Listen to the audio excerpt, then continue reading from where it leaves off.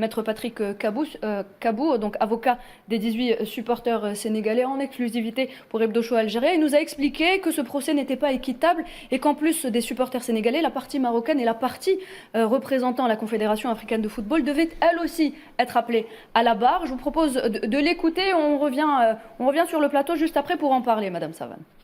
Dans le même article 308, dans un des alinéas de cet article 308, on nous dit que le fait de provoquer des cris pour perturber et autres un match de football est sanctionné pénalement.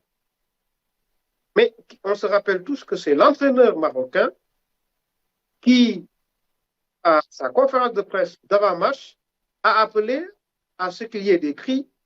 Et à l'intérieur du stade, on a des vidéos des gens qui distribuaient des sifflets.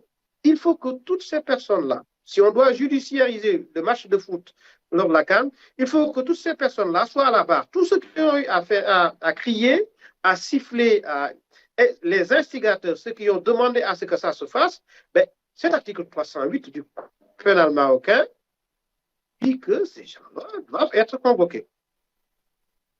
Ce qui est étonnant, c'est que dans cette procédure-là, on n'a que les supporters sénégalais, on n'a pas le stadier, on n'a pas l'organisateur, on n'a pas les instigateurs.